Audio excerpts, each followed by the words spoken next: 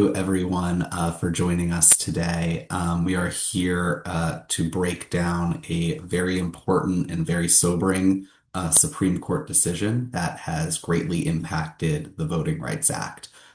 We hope that this presentation will give everyone here a greater understanding of the Voting Rights Act generally, the great strides it took to protect the rights of all voters, and the damage that this Supreme Court decision has done. But in addition to these sobering topics, we're hoping folks will leave today with an understanding that the ACLU of Delaware, in partnership with our Voting Rights Coalition and national partners such as the Legal Defense Fund, are taking steps to ensure that these vital protections will be available at the state level here in Delaware. So to introduce everyone to the team that will be guiding y'all through this discussion today, I'll start with myself. My name is Andrew Bernstein. I am the Civic Engagement Counsel at the ACLU of Delaware. I am involved with drafting a state-level Voting Rights Act that we'll get into later in this discussion, and helping me to make sure that we get people excited and ready to support this important work is my colleague Brandon Fletcher, who I'll let introduce himself. Good afternoon, everyone. My name is Brandon Fletcher. I am the voting rights organizer with the ACLU of Delaware. Really excited to get folks organized and active around pushing for a state level voting rights act right here in Delaware, as we fight to protect and expand the right to vote here. I'll pass to Christina. Thanks, Brandon. Hi, everyone. Good afternoon. Thanks for taking some time this Friday to join us. My name is Christina Das. I am a policy counsel with the Legal Defense Fund, and I have the privilege of working on state voting rights acts across the country. And I've been working on protecting and expanding the right to vote across the South for the past 5 years with LDF in a myriad of policy, advocacy, and litigation pathways. So I will now pass it over to my colleague, Michael Pernick. Hi, everybody. Michael Pernick, he, him, his. I am a senior counsel at the Legal Defense Fund, where I work on voting rights with a focus on state voting rights acts across the country. Really glad to be here and grateful for our partnership with ACLU of Delaware. Thanks so much. All right, that's all. We don't have anyone else, so you're stuck with the folks that you were just introduced to. But I will waiting for a moment for these slides to go up. So hopefully, looks like we can see them now. Yeah, we are going to begin. I think we can advance to the next slide. I'd like to start by kind of grounding people generally in where we're at and how we got here. So the Federal Voting Rights Act, I'm sure if you're on this call, you've heard of it before. It was an incredibly important tool that was passed after decades and decades of organizing and fighting to ensure that all voters of all backgrounds have an equal opportunity to participate in our country's democratic process.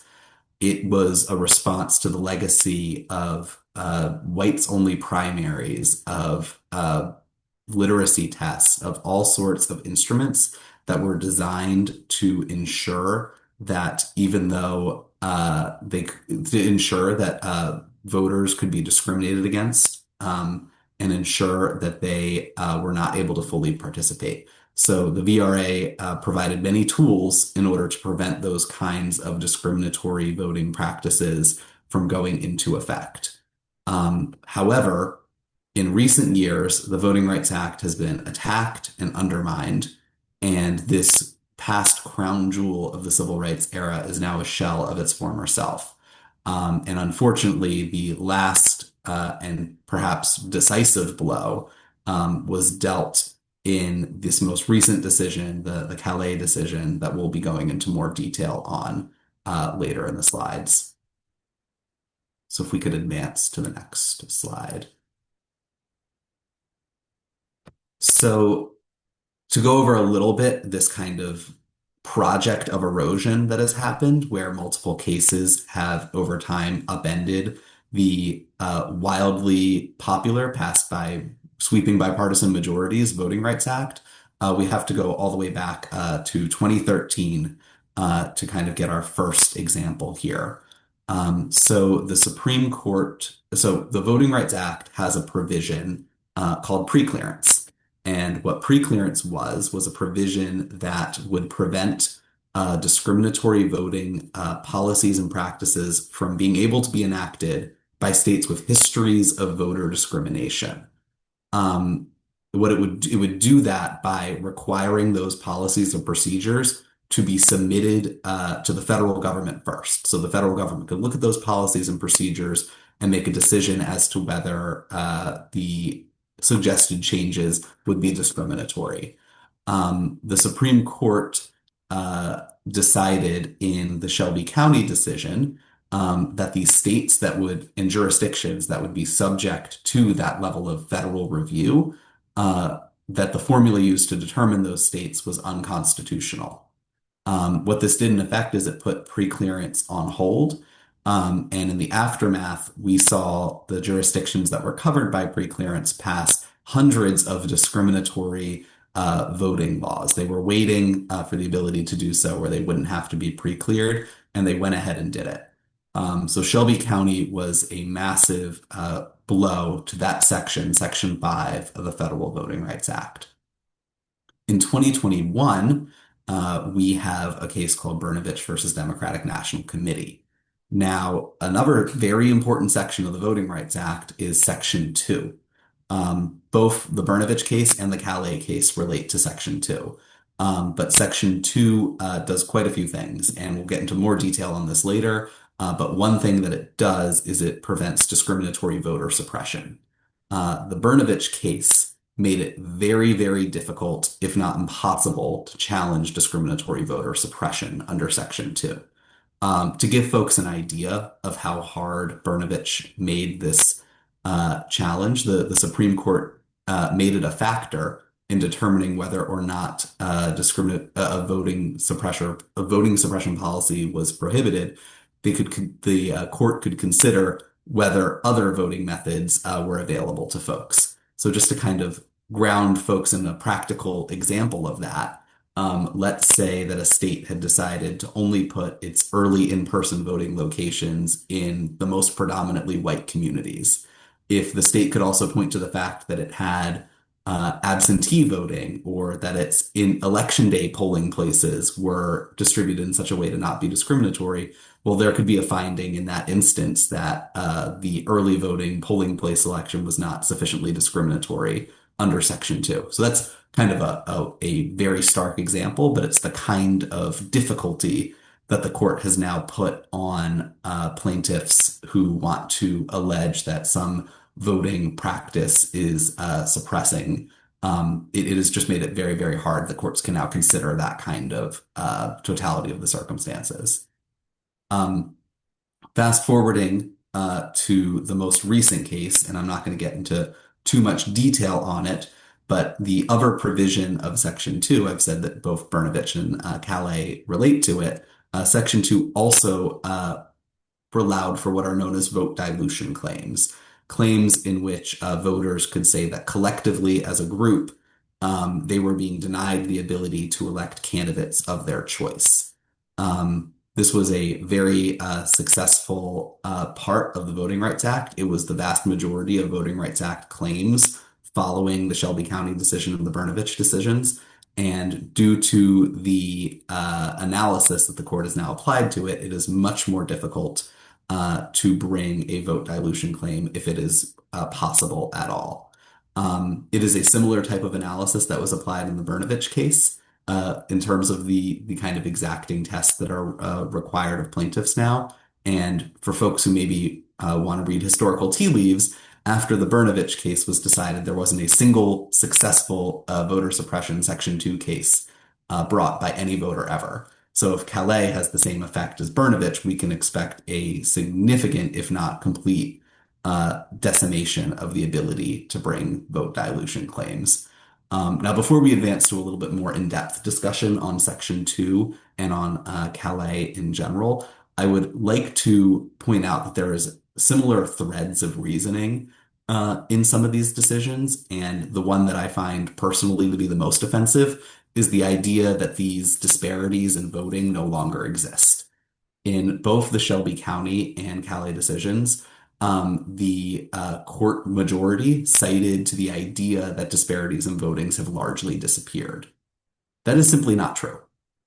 Disparities persist and have steadily grown since 2008. And to the extent that election disparities went down as compared to maybe the period immediately after the passage of the VRA, that's because the VRA led to those disparities going down. So it's just a consistent point that appeared throughout those cases that is belied by the facts on the ground. So without further ado, I'm going to turn it over to Christina, who can talk a little bit more in depth about Section 2 and the Callais decision. Thanks so much, Andrew. We can go to the next slide. Great. So as Andrew alluded to, everyone, in addition to prohibiting practices that deny or abridge the exercise of the right to vote, Section 2 prohibited vote dilution. So what does that really mean? So that's the use of any electoral scheme, such as maybe an at-large method, which does exist in Delaware, to limit minority voters in a district controlled by the white majority. And then it would thus deny white minority voters an opportunity to elect candidates of their choice. So in practice, this can look like, again, annexing neighborhoods with large concentrations of white residents into districts where people of color are the majority, moving elected candidates by districts into an at-large voting system. It's clear, however, like we know this, that Section 2 is a results test, and that is relevant because we'll talk about why that's relevant as we discuss Callais. So there were several, as Andrew mentioned, there were several bipartisan Congresses that reauthorized the VRA, and in 1982 there was even an amendment to the section's text, creating a results test and replacing that intent test. And that matters because before Callais, it was clear that legal challenges relied on the Jingles framework, which held that if voting was racially polarized and a reasonably configured district could be drawn to allow a minority group to constitute a majority, such districts should be created, right, to create equal opportunity. Section 2 made sure of that and also created that opportunity through that results-driven test. Challenging maps was possible, allowing for dismantling of racial gerrymandering and prohibiting packing of minority voters into a single district, which dilutes their influence.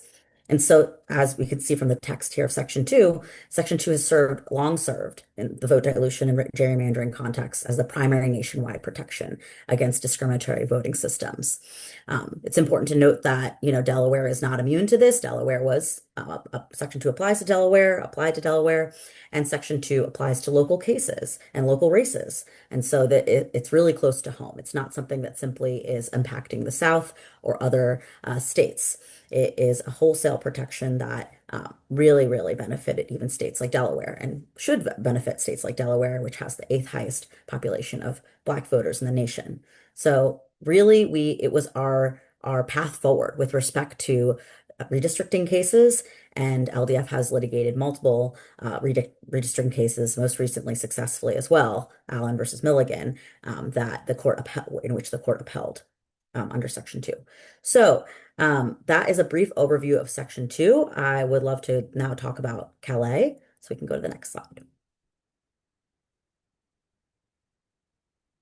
So I'm sure everyone's heard about this case or read some news about this case. It has really, devastated the voting rights community and devastated generations of voters. Last Wednesday, the Supreme Court ruled in a 6-3 ruling and essentially gutted the Voting Rights Act. You've seen that heading multiple times, but what's the background to this? So often we hear a case, we see the headlines, and we focus on the court's ruling. It's so important to remember the faces and voices of the people that have fought so hard to bring this case to bear. For years, Louisianans have organized, legislated, advocated, and litigated for the promise of fair representation in a state that is more than 30% Black, to have a second majority minority district and representation in Congress. That would become what is the heart of this matter, heart of Louisiana versus Calais. LDF has a long history working with our partners at the National ACLU on this case, which was previously first litigated and argued by LDF in March of 2025, and then re-argued again in October of 2025 to defend and protect the rights of Black Louisianans. So in the 6-3 decision, the court purports to uphold the constitutionality of Section 2 of the VRA, but actually guts the vote dilution provision. How does it do that? They do that by overhauling the standards for proving racial discrimination, known as the Jingles framework, which I mentioned before. We don't have to go too much into deep into that, but it's important to know they did that in 2 ways. First, as it related to the benchmark question about dilution. Dilution compared to what? With respect to comparing it to existing law and meeting a jurisdiction's political goals. The ruling created a non-racial goals defense, allowing states to basically prioritize political goals over the creation of fair majority-minority districts.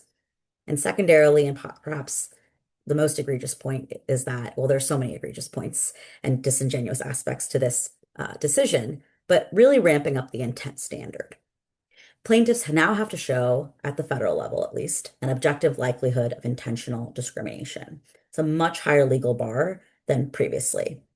And so I mentioned this decision is disingenuous, and I think that, my colleagues here would agree. And again, the legal community and the voting rights community is still digesting this opinion, but is disingenuous in so many ways because it purports to uphold the law. Again, this crown jewel of the Civil Rights era, the Voting Rights Act, and Section 2.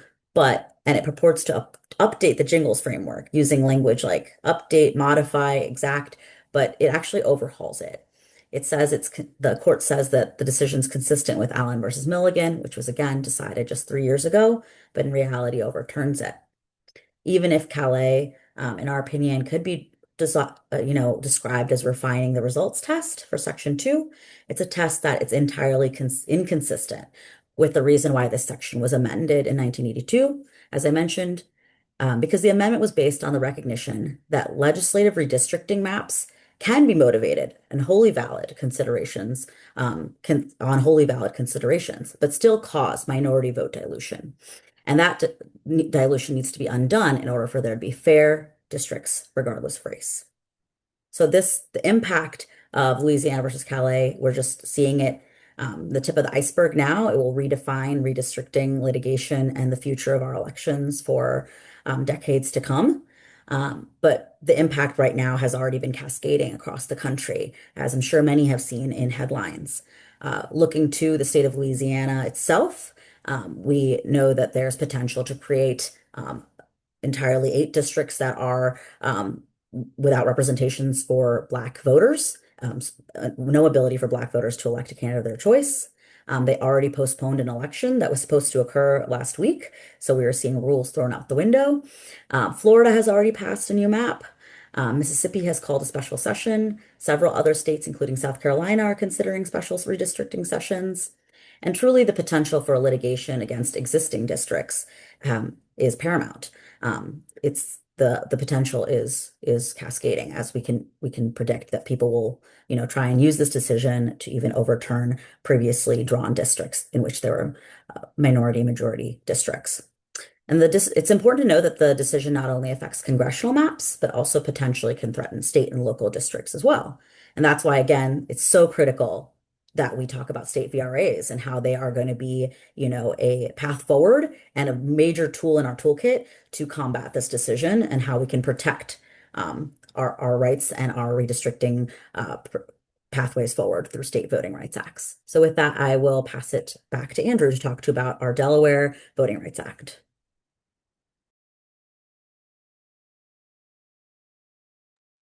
Thanks, Christina. If we could advance to the next slide, but I do want to underscore that last point Christina was making. I had a reporter ask me the other day, how does this Calais decision, this vote dilution decision, really matter in Delaware if Delaware only has the one congressional district? We can't have vote dilution if we only have one district, right? And I had to talk to that reporter about how the fact that all of our local elections, our municipal races, our school board elections, all of those that you can think of, have been conducted for decades now, with the understanding that they have to comply with Section 2, that they have been done in such a way that to this point, there was an understanding that those localities could find themselves in jeopardy under Section 2 of the VRA if they did something to dilute the voting rights of voters. And that's, not to say that they've always perfectly complied with that, but it is to say that that was a guardrail that was in place for decades now. And without it, we are entering unprecedented territory in Delaware where these kinds of local races, the ability to manipulate lines, to silence communities is there. It's ripe for the taking. So we are very concerned about that. So that is a reason that we need state VRAs, and we need a state VRA here in Delaware.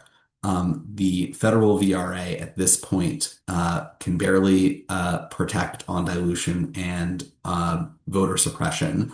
And those are two categories that have always applied here in Delaware. The state VRA that we are working on will make sure that these protections that have applied to Delaware for decades will continue to apply to Delaware. In addition to that, we will have some additional elements that I will describe in a moment that will have special purchase here in the state and react uniquely to circumstances that we have on the ground here. As you can see on the slides, we do have some momentum right now for voting rights acts nationwide. In every single year, and I'm going to get the starting date wrong, but for approximately the last decade, someone on LDF can correct me in a moment, but we've had at least one Voting Rights Act pass in nationally, at least one in every state over approximately the last decade, with the exception of COVID. So we've been working hard, ACLU National and LDF, to make sure that this happens. And we're hopeful that Delaware can soon join that list of states with a VRA. So I am ready to advance to the next slide, and the next one after this. So as folks could imagine, the current Delaware Voting Rights Act draft has protections against vote dilution and suppression. As responsive to those protections that have always applied to Delaware, and responsive to the fact that they now apply with very, very weak force from the federal act. So we have to make sure that we have those protections that we've always had. In addition, something I'm very excited about, and something that I think is crucially needed considering the political climate, is protection against voter obstruction and intimidation. We do have some criminal laws here in Delaware that allow the Attorney General to prosecute folks who obstruct with the voting process in some way. But what this does is it allows for civil causes of action against bad actors who wish to obstruct a polling place or lie intentionally to someone about their ability to vote in an election. This would add greater incentive to not engage in that behavior.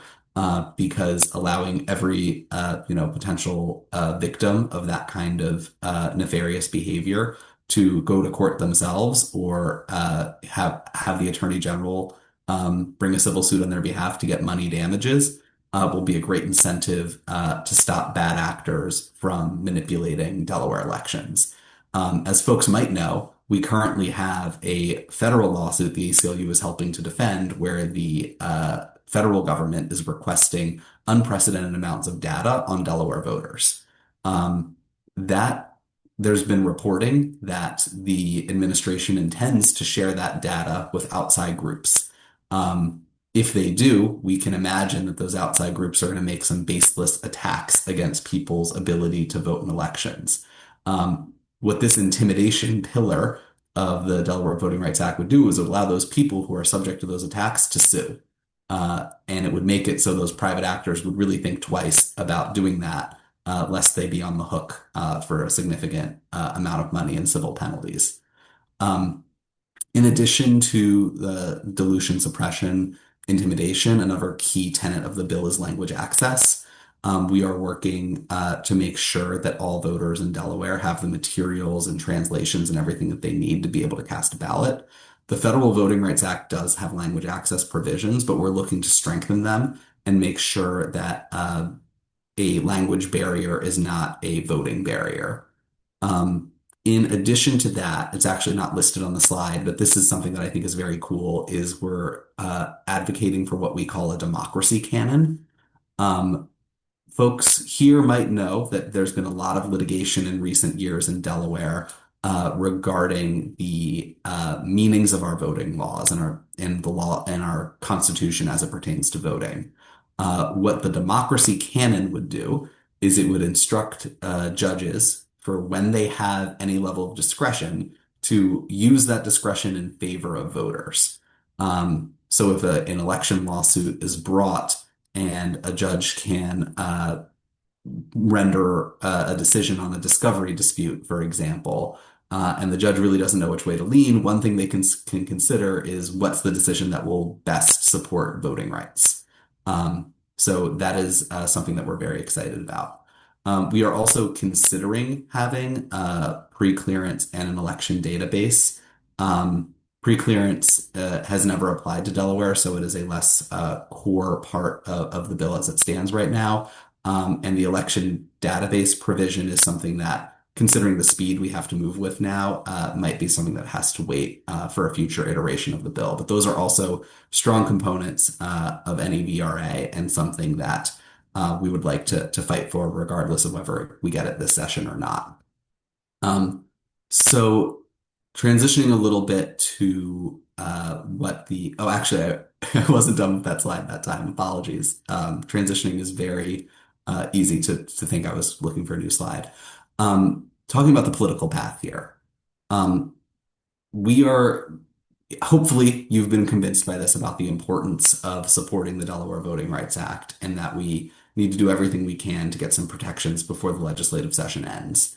The path that we need to go down is we need to have the introduction of the legislation, which I believe, considering this decision, will come fairly soon. We'll need to activate folks for hearings, committee votes, floor votes, the whole thing. It'll be introduced in the House, we think. It'll immediately go to committee hearings where folks can give public comment. It'll go to floor votes where folks can show up and then, kind of make their presence felt at the legislative hall. And then it'll go to the Senate where the same thing will happen again. So we really do need people's support for those things. One thing that you might hear from folks is that voting discrimination isn't a problem in Delaware. That is just not true from our understanding of it.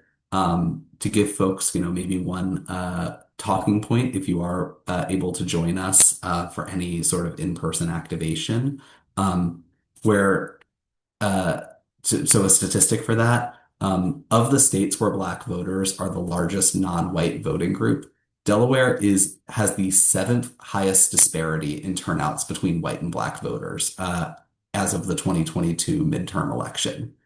For reference, that's higher than Alabama. So in 2022 midterms, Delaware had a 5% disparity between white and Black voters.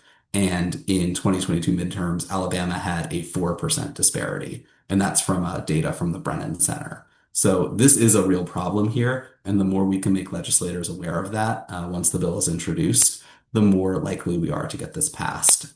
So I will now allow my colleague, Brandon Fletcher, to give you some more specifics about how we get involved. Thanks, Andrew, and thank you all for being here today.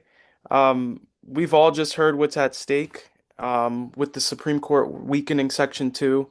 But here in Delaware, we do have the power to fight back, and I think that starts with the people on this call who are involved in this community. And so I wanted to give you all two concrete actions that you can take the next 5 minutes before this meeting even ends. The first is we've made it as simple as possible for you to send a letter to your legislator. So if you haven't already done so, you can scan the QR code. Jack dropped it in the chat. You enter your address, and the tool will identify who your state uh, senator and state representative is. The letter is pre-written, but you could also personalize it, put a sentence or two in your own words about why voting rights matter to you. And hopefully, legislators will start to notice that constituents are asking them to support this. The second action that we have is a new tool called Click to Call. You can directly get connected to your legislator's office by filling out your address and your phone number. You'll get a call from the auto dialer and get directly patched through to the legislator. You don't have to go like word for word on what we have there. You can give your own um, pitch for why you support voting rights, but we've got a short script that you can read or you can speak from the heart. If no one picks up, that's fine. You can still leave a voicemail with the legislative aide. And that is it. We hope that folks here are taking action and don't close the Zoom without doing at least one of these. So if you have time, do both and then text a friend and ask them to do the same thing. And like Andrew said, we are looking to get folks mobilized around the state level VRA and getting it passed in Delaware. And so I appreciate you all for hopping on here and let's get to work. And I think now's Q&A time, Andrew, right?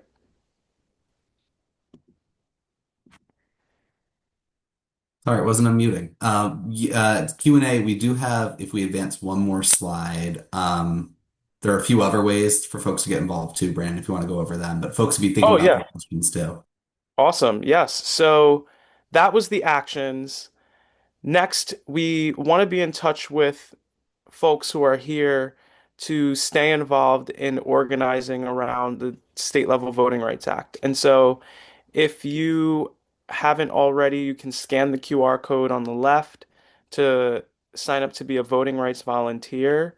Um, the one in the middle is something new that we want to do, which is collecting stories of people throughout the state of Delaware to simply just share what has voting been like for you. Whether you vote early, whether you vote by mail, whether you vote on election day, everyone who's voted has an experience. What was it like? Did you have to wait on long lines? Did you have difficulty staying registered? Did you have to fill out a provisional ballot? All sorts of things that could happen in our experiences voting. We want to capture those stories and begin to share them with legislators. And then the last one is just to stay updated and keep up to date with the latest developments and action alerts.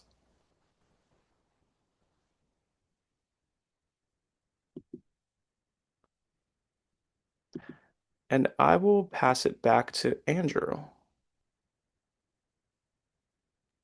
Thank you, Brandon. I see we have some questions populating in the chat. Um, I to try to answer them in the order they came in. I think we'll have.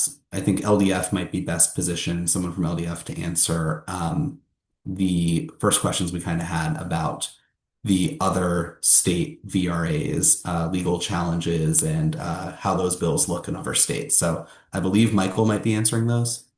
Sure, I'm happy to give it a shot. The short answer to your question, yes, there have been legal challenges to state VRAs, and every single one of those legal challenges has proven unsuccessful. So the way that somebody challenges the constitutionality of a state VRA, you don't really file a lawsuit saying the state VRA is unconstitutional.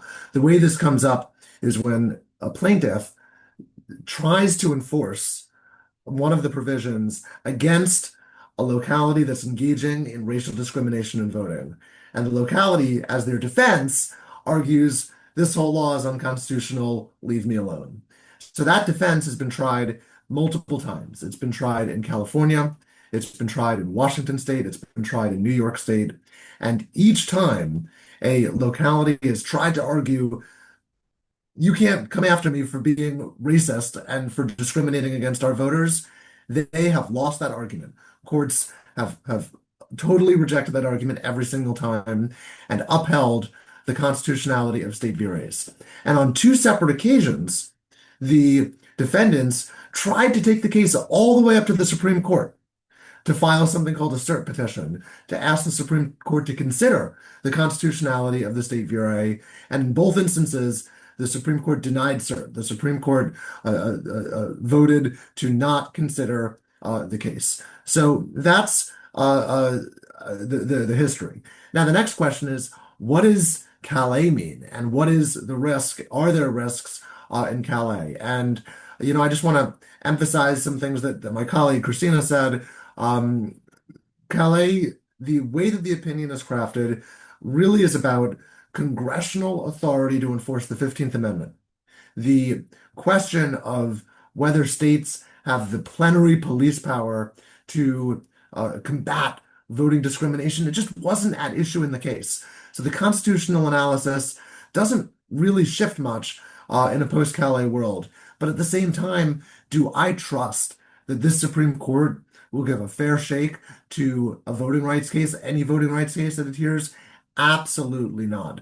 And that's why it's important for advocates, it's important for litigators to be really thoughtful and strategic in which cases to bring. But at the same time, this is the moment to enshrine those protections at the state level, to use the tools that we have to protect against voting discrimination, because it's just been, as Christina and others have said, it's just been truly devastating to see the most significant civil rights law in our nation's history invalidated in a sort of transparent effort to maximize political power for white Republicans. And that's what this opinion really represents. So that's where we're at today. But I hope that answers the question about legal challenges to state VRAs.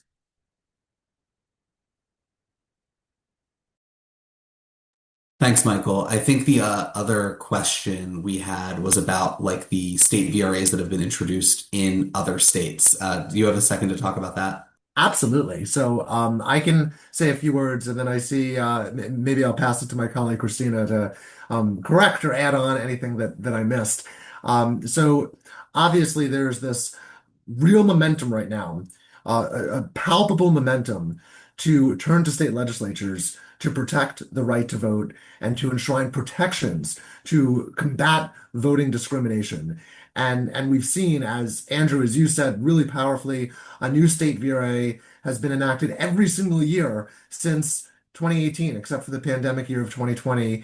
And the interest is absolutely exploding right now post Calais. There are active campaigns to advance state VRAs, in addition to Delaware, right now happening in Illinois, in New Jersey. There's an effort in California to expand and bolster the California VRA. So there's real momentum right now at this moment. But the effort is not limited to, I'll say, blue states, to progressive states where there's a pathway to passage. There's also this extremely powerful movement to introduce state VRAs in some of the states that historically have suffered from the most severe and egregious racial discrimination in voting.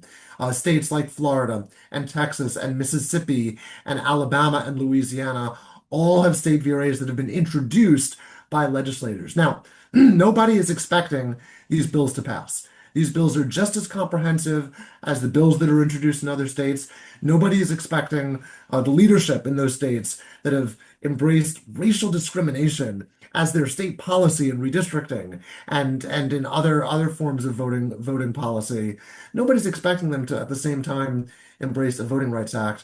But introducing the legislation has been galvanizing in those states. It served as a call to action to educate, to empower, to energize those states. And every time another state like a Delaware, if we join that list, passes a state VRA, it is empowering and it is firing up folks in the South, folks in these other states who are fighting against racist discriminatory voting laws to see that there is a precedent, there is a path forward.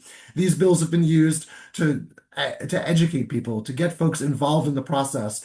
They've been used to energize folks, to get folks engaged in voting, engaged in voter registration. So they've been really powerful mobilizing tools.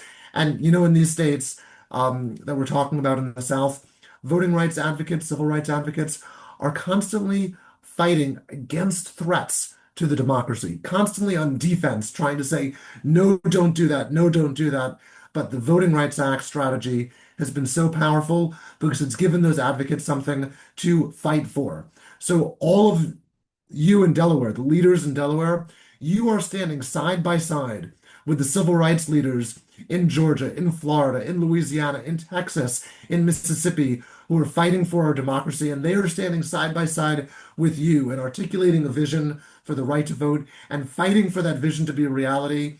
And we're all in this work together. In some states, we can get it done. In other states, it's about articulating a vision and a long-term strategy. So maybe in 5 or 10 years, we'll be in a world where some of those states might actually pass laws like this. Um, Christina, anything that you would add? I'll just add, we had a great success in Maryland recently. Delaware shares a land border with Maryland, right? Just an hour away. We were able to just 2 weeks ago pass parts of the language access bill, and vote dilution passed the legislature. So it is happening, as Michael's saying, happening close to home to Delaware. And it's so important to just set a momentum for future generations, right? So as someone that works predominantly in the South and drafted the Texas VRA, I love seeing young people come forward and people that traditionally are apathetic about the voting process, excited to learn about a path forward and how they can reshape the future of their state. So more important than ever now to just have that energy and that, that positive momentum going forward. Even though we're getting hit at from all sides, we know that, our communities can organize and really make the vision of a multiracial democracy that we deserve. So thanks, Michael. Thank you both. I'll just add, Maryland, it was a huge success, and hopefully when we can replicate here. But don't worry, Delaware can still beat Maryland in some ways. We can have a more comprehensive Voting Rights Act. Exactly. We Exactly. can we can do it that way, and we can do it faster maybe too. So let's do what we can to get ourselves to the front of the pack. Because one thing that I don't think I impressed enough during my presentation is if we get a lot of these provisions done, we'll have something that is very comprehensive and cutting edge in terms of even other states that have voting rights acts. We'll be at the forefront. Other states will look to us as that kind of beacon of hope that Michael and Christina were describing. So I am so thankful that all of you are on here. I don't see any other questions that haven't been addressed in the chat. Please do go to those links that we had for y'all on how to get engaged. Share them with a friend, share them with a network. We're trying to really build something quickly here, and anything you can do to support that work would be greatly appreciated. Thank you all for your time today, and I hope to see you all at Legislative Hall where we can celebrate this bill being introduced soon.